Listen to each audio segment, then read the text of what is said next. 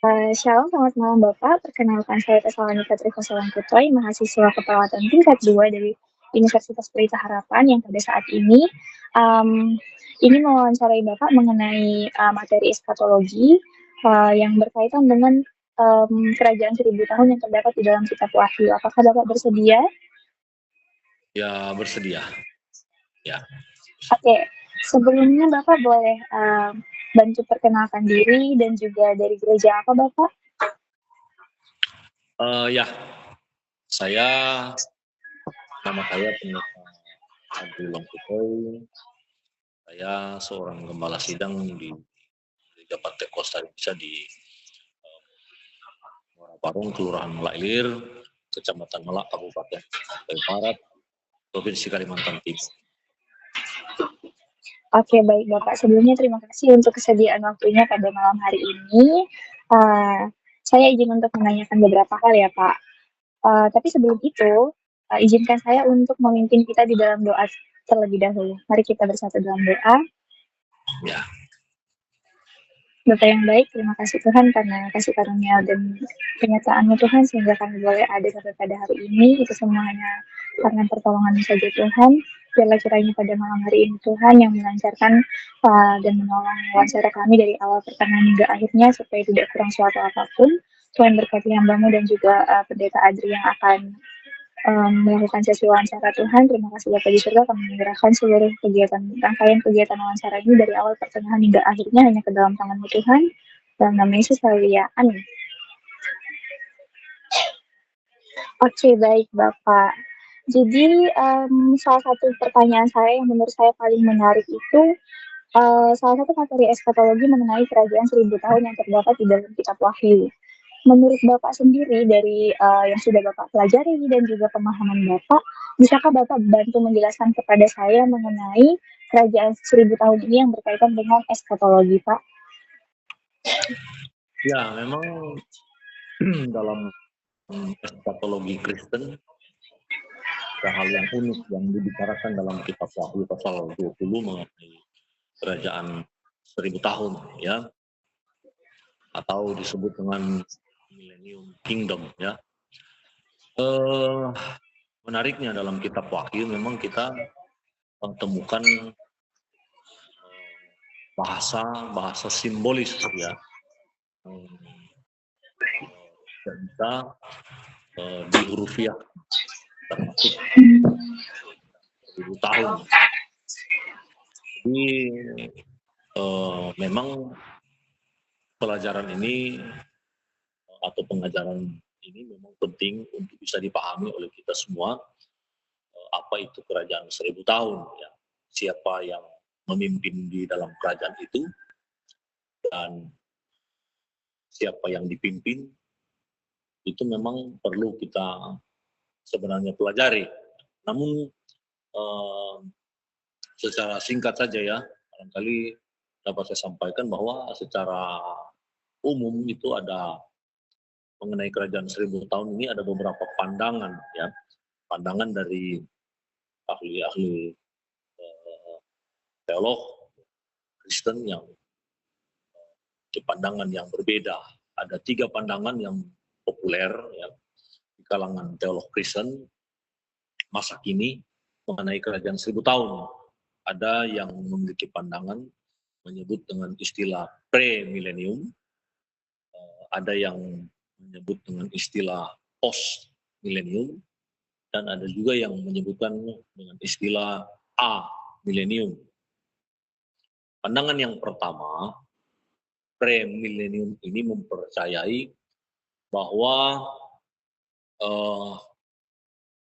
Yesus Kristus, ya, dia akan datang, ya, kembali atau datang kedua kali, ya, barulah kemudian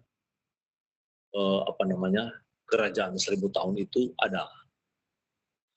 Jadi Yesus harus datang kembali terlebih dahulu, baru kemudian ia akan membangun kerajaan 1000 tahun itu. Ya, baru kemudian Yesus sendiri akan memerintah dalam kerajaan 1000 tahun itu. Tapi ada pandangan yang berikut mengatakan bahwa kerajaan 1000 tahun itu sudah ada terlebih dahulu, baru kemudian Yesus datang kembali. Nah, kemudian pandangan yang berikut mengatakan bahwa kerajaan 1000 tahun itu tidak bisa diartikan secara harfiah, ya, kapan waktunya kerajaan 1000 tahun itu ada, tetapi pandangan ini mempercayai bahwa sebenarnya kerajaan 1000 tahun itu memang sudah ada dan memang sementara dijalani oleh orang percaya atau anak Tuhan. Atau dengan kata lain bahwa pandangan milenium percaya bahwa sebenarnya kerajaan 1000 tahun itu sudah dimulai sejak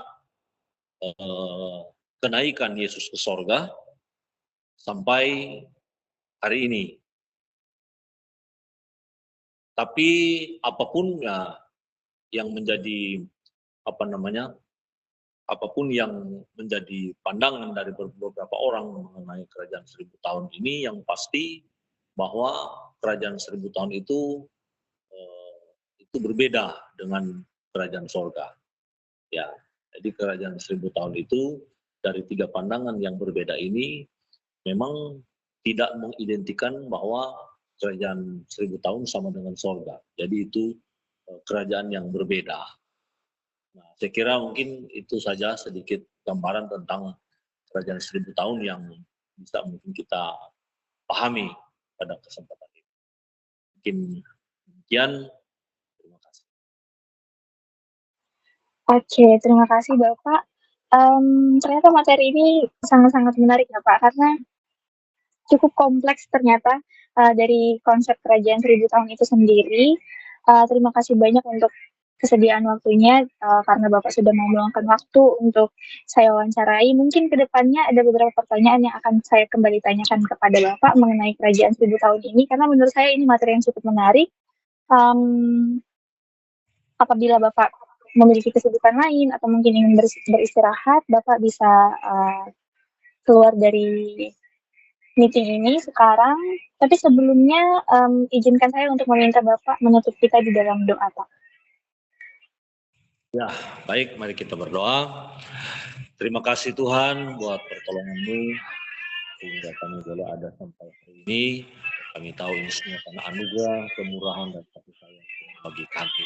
Kami bersyukur saat ini kami dapat menyelesaikan wawancara yang singkat ini. Tapi biarlah kiranya wawancara yang singkat ini mengenai kerajaan 1000 tahun dapat memperkatakan kami biasa untuk terus berharap bersandar kepada Tuhan, bahwa senantiasa Tuhan itu adalah Raja di atas segala raja bagi kami. Kami bersyukur di dalam nama Tuhan Yesus kami berdoa. Haleluya. Amin. Amin. Oke, terima kasih banyak Bapak. Mungkin sebelumnya Bapak ada pertanyaan untuk saya? Mungkin tidak ada. Nah. Oke, baik. Apabila tidak ada, maka Bapak saya persilahkan untuk meninggalkan meeting terlebih dahulu. Terima kasih Pak.